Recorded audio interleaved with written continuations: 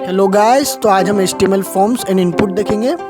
तो गाइस देखिए, मैंने आपको एक बेसिक स्ट्रक्चर बताया है HTML फॉर्म का कि वो कैसा दिखता है और आपके माइंड में एक इमेज बन सके। उससे पहले मैं आपको बोलूँगा मेरा प्रीवियस लेक्चर जो कि एट्रीब्यूट पर था वो प्लीज़ देखिए, आपको बहुत हेल्पफुल होने वाला है इस लेक्चर में। तो अब गाइस देखिएगा, सबसे पहले मैंने क्या लिखा, मैंने एक बेसिक स्ट्रक्चर लिखा जिसमें टाइटल के अंदर मैंने मेरे वेब पेज को टाइटल दिया फॉर्म, और हेडिंग 3 यानी H3 के अंदर मैंने HTML फॉर्म्स लिखा, जो कि मैं हर लेक्चर में करता हूँ। देखिए आप, तो आप मैंने लिखा फॉर्म बनाने के लिए FORM फॉर्म टैग। तो ये क्यों करते हैं हम HTML फॉर्म को क्रिएट करने के लिए FORM फॉर्म टैग का यूज़ करते हैं। जैसे इमेज के लिए IMG करते थे, वैसे FORM। अब इस टैग के अंदर बहुत सारे एट्रीब्यूट होते हैं, तो मैं आपको बताता हूँ। जैसे टारगेट एट्रीब्यूट, तो टारगेट एट्रीब्यूट स्पेसिफाई करता है कि आपका जो रिजल्ट होगा जब आप फॉर्म को सबमिट करेंगे तो वो नए विंडो में दिखना चाहिए कि उसी विंडो में दिखना चाहिए, है ना, या कहाँ दिखना चाहिए। अब देखो मेथड में आपके पास गेट पोस्ट, ये दो मेथड होती है ना। पोस्ट मेथड को ज़्यादा प्रीफर करते हैं क्योंकि वो जब सेंसिटिव इन्फॉर्मेशन सेंड करना हो तो हम पोस्ट का यूज़ करते हैं। जब गेट मेथड में कुछ लिमिट भी होती है, आप इतना ही डेटा सेंड कर सकते हैं, पोस्ट में वो लिमिट नहीं होती है। इसके बाद होता है एक्शन। तो एक्शन मतलब ये कि आपको डेटा कहाँ सेंड करना है, ठीक है। इसके अंदर जनरली फाइल का नेम लिखा जाता है। मैंने अभी सभी को ब्लैंक छोड़ा हुआ है, मैं आपको बाद में समझाऊंगा। तो गाइस देखिए, सबसे पहले अगर मुझे यूज़र से उसका नाम इनपुट करवाना होता, फर्स्ट नेम, है ना, तो मैंने फर्स्ट नेम लिखा जो कि स्क्रीन पर आपको दिख रहा है। मैंने BR का यूज़ किया ताकि मैं लाइन चेंज कर सकूं। और देखो, मुझे इनपुट लेना है तो मैं सबसे पहले क्या लिखूंगा, इनपुट, ठीक है। सबसे पहले मैं क्या लिखूंगा, इनपुट लिखूंगा। अब इनपुट में देखो टाइप क्या है मेरा इनपुट का, तो इनपुट टैग के लिए यूज़ करते हैं हम, इनपुट लेने के लिए यूज़ करते हैं। अब उसका टाइप क्या होगा, देखो नाम है तो नाम किस टाइप का होगा, TEXT टेक्स्ट, है ना। नाम तो टेक्स्ट में होगा ना, नंबर में तो नहीं होगा नाम, तो TEXT टेक्स्ट। अब गाइस देखो, मेरा फर्स्ट नेम में मतलब मैं टेक्स्ट इंटर कर सकता हूँ। अब देखिए, मैं आपको बताता हूँ, अगर मुझे उससे एज पूछना होती तो मैं टाइप में क्या कर देता, मैं नंबर कर देता, या कॉन्टैक्ट पूछना होता तो भी मैं नंबर कर देता। देखो मैं आपको नंबर लिख के बताता हूँ, 7 या 8 है। तो अब गाइस देखो, अगर मैं यहाँ पे नाम लिखना चाहूँ तो मैं नहीं लिख सकता क्योंकि हमने टाइप नंबर लिखा है। अब मैं देखो आपको बताता हूँ कलर। तो आप जैसे ही देखेंगे कि मैं टाइप कलर करूँगा तो देखो एक आइकन काय का खुल जाएगा, कलर का आइकन खुल जाएगा, जिसके अंदर आप कलर चुन सकते हैं, ठीक है गाइस। अब मैं आपको नेक्स्ट बताऊंगा ईमेल। तो आप जैसे ही टाइप ईमेल करेंगे तो ये काय के लिए यूज़ करते हैं हम, जब हम किसी से ईमेल इनपुट करवाना चाहते हैं, ठीक है गाइस। तो हमने टाइप क्या कर दिया, ईमेल कर दिया। तो जैसे vinayak@gmail.com, और हम फॉर्म से इंटरेक्ट भी कर पा रहे हैं, सबसे बड़ी बात ये भी है, ठीक है गाइस। अब आप देखिएगा, मैं आपको नेक्स्ट बता रहा हूँ, आपको नेक्स्ट बताता हूँ मैं डेट। मैं टाइप क्या कर दूंगा, डेट कर दूंगा, ठीक है गाइस। तो मैं जैसे ही टाइप डेट करूंगा तो देखो मैं यहाँ पर DDMMYY यानी कि डेट मंथ ईयर ये चुन सकता हूँ। अब गाइस देखो, मैं आपको नेक्स्ट बताता हूँ जो कि बहुत इम्पोर्टेंट भी है ना। और मैं आपको बताता हूँ कि हम फाइल को कैसे इनपुट ले सकते हैं, फाइल इनपुट कैसे ले सकते हैं, मतलब तो उसके लिए मैं टाइप को क्या करना होगा, फाइल ही करना होगा, जो कि मैं हर बार कर रहा हूँ, टाइप चेंज कर रहा हूँ। जैसे डेट चाहिए तो कलर करता हूँ। अब मैं कोई से एक फाइल चुन लेता हूँ, जैसे मैंने चुन लिया ये fly.jpg, है ना। तो देखो उसका नाम भी आ गया साइड में। तो देखो फाइल का इनपुट इस प्रकार से लिया जाता है, मतलब फाइल को एज ए इनपुट ऐसे लिया जाता है। अब देखो, मुझे अगर हाइड करना हो किसी चीज़ को, है ना, मुझे अगर हाइड करना और किसी चीज़ को, क्या इसी को इनपुट जो ये दिख रहा है मेरा, है ना, तो देखो हाइड हो जाएगा। आप जैसे हिडन लिखेंगे हाइड हो जाएगा। देखिए गाइस, आप ध्यान से देखिए, हो गया। आउटपुट स्क्रीन पर ध्यान दीजिएगा, मैं एक शब्द भी लिखता हूँ तो उधर आउटपुट आता है, ठीक है गाइस। तो देखिएगा गाइस, अब मैं आपको नेक्स्ट बताना चाहूँगा कि जैसे मैंने मेल लिखा, है ना। अब इसके अलावा भी बहुत सारे एट्रीब्यूट होते हैं जिसमें टाइप की और भी वैल्यूज़ होती है। मैंने आपको सिंपल तो अभी बता दी, अब मैं आपको कुछ एडिशनल बताता हूँ। जैसे टाइप रेडियो, है ना, ये बहुत इंपॉर्टेंट है, टाइप रेडियो। तो ये इंपॉर्टेंट क्यों है, इसमें होता क्या है, देखो एक सर्कल क्रिएट हो गया मेल के सामने, ठीक है गाइस। आपने देखा होगा कि आपसे वो जेंडर पूछते हैं कि आप मेल है कि फीमेल है, तो देखो मैंने कॉपी पेस्ट किया और मेल के आगे F ही लगा दिया तो ये फीमेल हो गया, ठीक है। दोनों में सेम है। तो पर अब देखो, जब मैं सिलेक्ट कर रहा हूँ तो मेल पे भी सिलेक्ट हो रहा है, फीमेल पे भी सिलेक्ट हो रहा है, तो ये कैसे पॉसिबल है, ठीक है। तो ये पॉसिबल ही नहीं है। तो हमें इस प्रॉब्लम को सॉल्व करने के लिए क्या करना होगा, दोनों में नेम जो एक एट्रीब्यूट है वो भी एक एट्रीब्यूट है, उसको हमें क्या करना होगा, जेंडर दोनों में सेम एट्रीब्यूट देना होगा। अब हम पता कैसे कर रहे हैं कि यार ये एट्रीब्यूट है, तो इसीलिए मैं आपको बोल रहा था प्रीवियस लेक्चर देखो, मैंने आपको बताया उसमें थर्ड प्रॉपर्टी की वो उनका वैल्यू पेयर में होते हैं और उसके सेकंड प्रॉपर्टी के हमेशा स्टार्टिंग टैग में यूज़ होते हैं। तो ये प्रॉपर्टीज़ जो है एट्रीब्यूट की, अगर आप उनको पढ़ लोगे तो आप समझ जाओगे एक ही बार में कि ये एट्रीब्यूट है, ये एट्रीब्यूट नहीं है, ये टैग है, ये एलिमेंट है, आप सब कुछ समझ जाओगे अगर आप देखोगे तो, है ना। और नेम जो एट्रीब्यूट है वो तो बहुत ही इंपॉर्टेंट है, वो बहुत ही इंपॉर्टेंट। मैं क्यों बोल रहा हूँ मैं आपको आगे बताऊँगा, जब मैं आपको सारे एट्रीब्यूट एक साथ पढ़ाऊँगा तब, इसी लेक्चर में, है ना गाइस। इसी लेक्चर में आपको आगे मैं बताने वाला हूँ कि सारे एट्रीब्यूट एक साथ किस प्रकार से यूज़ होते हैं हमारे HTML फॉर्म में उनके एलिमेंट के साथ। अब गाइस देखिएगा, मैं जैसे लिखता हूँ HTML, ठीक है, HTML। तो देखो HTML में मैं सबसे पहले क्या करता हूँ, इनपुट लेता हूँ और इनपुट टाइप इसका क्या कर देता हूँ मैं, इनपुट टाइप में कर देता हूँ मान लो चेक बॉक्स, ठीक है। मैंने क्या कर दिया, चेक बॉक्स। एक तो मैंने आपको रेडियो बताया और दूसरा क्या बताया मैंने आपको, चेक बॉक्स बताया। तो देखो इसी को मैं Ctrl+C से कॉपी करता हूँ और Ctrl+V से पेस्ट करता हूँ, ठीक है गाइस। तो देखो मैं इसको 3 टाइम्स करा मैंने ये, अब मैं इसको नेक्स्ट 4 टाइम किया मैंने, तो देखो 4 मुझे HTML दिख गए। अब देखो वो साइड बाय साइड आ रहे हैं, तो मुझे एक के नीचे एक चाहिए, वर्टिकल चाहिए, तो मैंने BR टेक का यूज़ करा ताकि मैं लाइन को ब्रेक कर सकूँ, लाइन को तोड़ सकूँ, ठीक है, ताकि मैं नेक्स्ट लाइन पर आ सकूँ। तो गाइस देखो मैंने BR टेक का यूज़ करा और मैं नीचे आ चुका हूँ। एक स्क्वायर बना हुआ आपको दिख रहा होगा, तो मैंने देखो चेंज करता हूँ मैं HTML CSS, थर्ड में कर देता हूँ PHP और फोर्थ में कर देता हूँ यहाँ पर JS, है ना, जावा स्क्रिप्ट कर देता हूँ मान लो मैं, ठीक है गाइस। मैंने चेंज किया, देखो आप इस पर क्लिक कर सकते हैं चारों पर, आपको मतलब जितने भी आप चूज़ करना चाहें, ठीक है, ऑप्शंस आप चूज़ कर सकते हैं। अब देखिए मैं इसको सबमिट भी तो करवा के दिखाता हूँ, आपने फॉर्म तो बना लिया, जब तक आप बटन नहीं बनाएंगे, क्लिक करके सबमिट नहीं करेंगे तब तक काम थोड़ी करेगा। तो टाइप की एक और वैल्यू हो सकती है, वो क्या हो सकती है, सबमिट, ठीक है। तो अब जैसे ही देखो एक बटन क्रिएट हो जाएगी, ठीक है, बटन क्रिएट हो चुकी है, उसको नाम देना है। तो ये जो वाइट में मैं अब लिख रहा हूँ ना, ये उसका नाम है, आप कुछ भी दे सकते हैं, तो मैं सबमिट ही लिखता हूँ ना अभी तो, क्योंकि सबमिट करना है तो सबमिट ही लिखते हैं। जैसे मैं सबमिट पे क्लिक करूँगा तो ऊपर देखो कुछ हलचल हो रही है, उस पेज में ऊपर कुछ हलचल हो रही है। वो हलचल क्या हो रही है वो मैं आपको आगे बताने वाला हूँ बस कुछ ही मिनटों में, है ना, कि वो हलचल क्या हो रही है। ऊपर एक हलचल हो रही है, ऊपर रिफ्रेश कर रहे हैं जब हम पेज को, या अपने आप ही वो रिफ्रेश हो रहा है, क्या हो रहा है मैं आपको अभी नहीं बताऊँगा, ठीक है गाइस। अब देखिए मैं आपको अब पढ़ाने जा रहा हूँ ड्रॉप डाउन लिस्ट, ठीक है। तो ड्रॉप डाउन लिस्ट क्या होता है, तो मैं आपको डेफिनेशन बताऊँ, उससे अच्छा तो ये है कि मैं आपको एग्जाम्पल के साथ बताऊँ कि ड्रॉप डाउन लिस्ट होता क्या है, ठीक है गाइस। तो मैंने पैराग्राफ टेक के अंदर क्या लिख दिया, ड्रॉप डाउन लिस्ट। अब देखो गाइस कि ये ड्रॉप डाउन लिस्ट होता क्या है, इसका स्ट्रक्चर दिखता कैसा है, ये अपीयरेंस में कैसी दिखती है, वो मैं आपको अब बताने जा रहा हूँ। तो गाइस देखो सबसे पहले मैंने क्या लिखा, मानो मैंने लिख दिया लैंग्वेजेस। अभी जो मैंने आपको चेकबॉक्स में एग्जाम्पल बताया था ना, उसमें हम सारे एक साथ चेक कर रहे थे। अब मैं आपको बताता हूँ, जो आपने देखा भी होगा, सिलेक्ट, है ना। सबसे पहले मैंने क्या लिखा, सिलेक्ट टैग।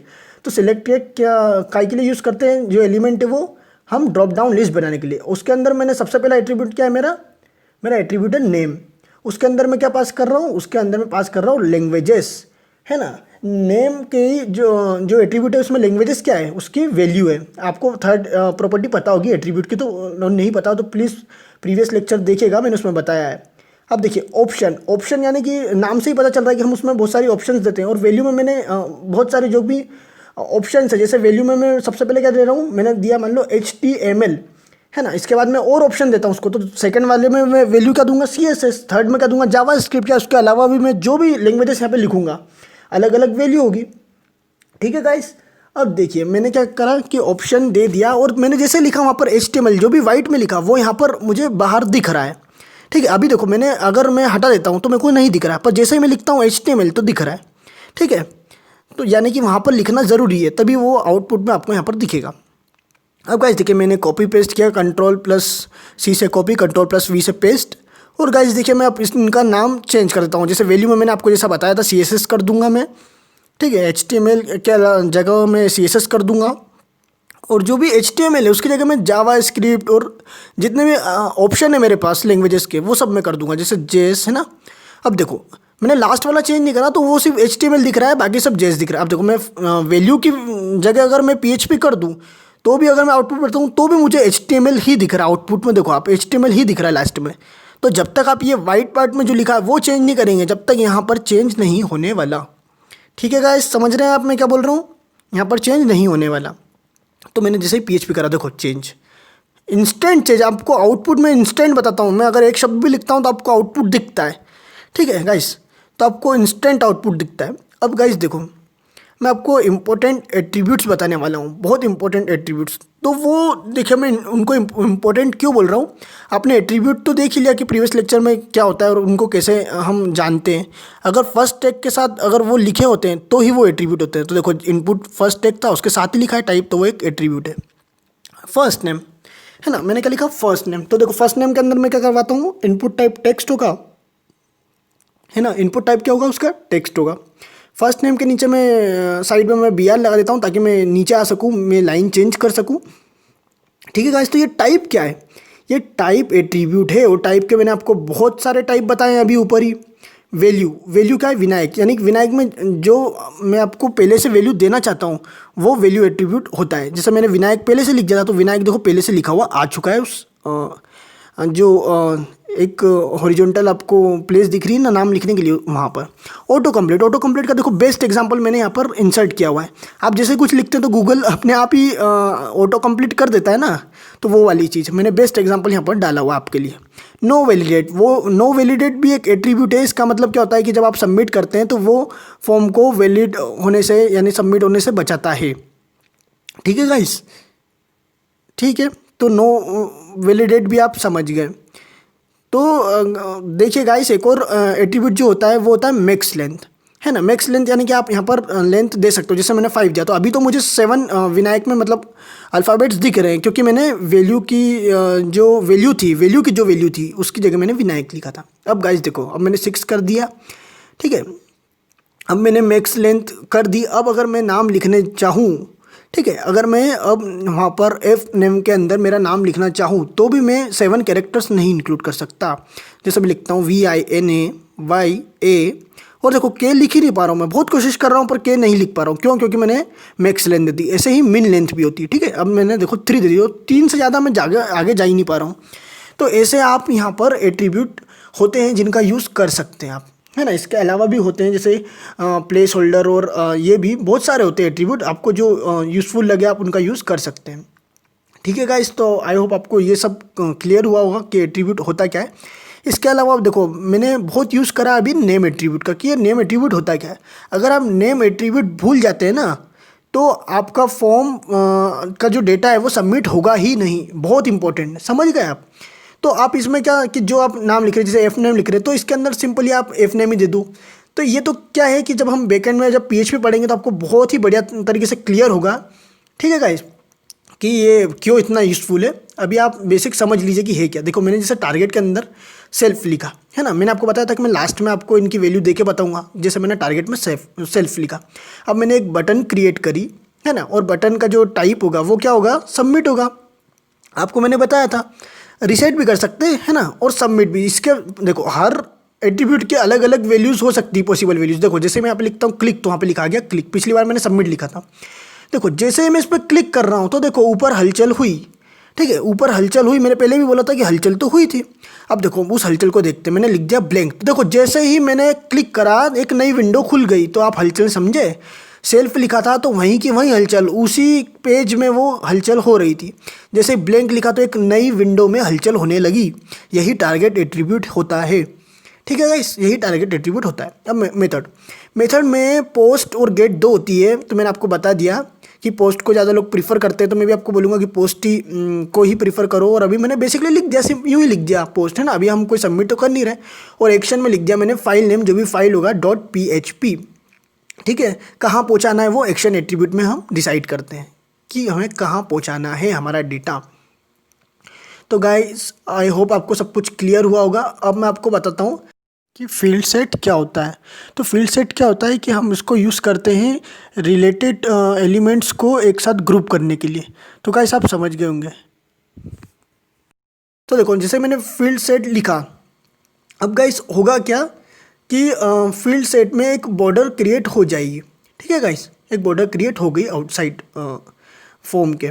अब गाइस देखो मैं आपको टेक्स्ट एरिया बताता हूँ। तो टेक्स्ट एरिया बेसिकली कमेंट्स वगैरह अगर करवानी होती है तो उसके लिए यूज़ करते हैं, ठीक है। तो टेक्स्ट एरिया में पहला एट्रीब्यूट क्या है, रोज, है ना, यानी 4 रोज, और COL यानी कॉलम्स, तो उसमें मैंने 16, तो देखो 16 मैंने ज़्यादा दिया है तो ये जो होगा वो हॉरिजॉन्टली ज़्यादा होगा, और रोज यानी कि ये वर्टिकली सिर्फ ज़्यादा नहीं होगा।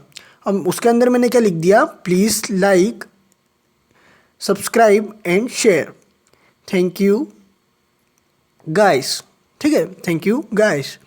तो मैंने ये लिखा, तो देखो ये आ चुका है, मैंने जैसे ही रिफ्रेश करा ये आ चुका है, ठीक है गाइस। तो आई होप आपको ये भी क्लियर हुआ होगा कि मैं यहाँ पर आपको क्या समझाना चाह रहा था।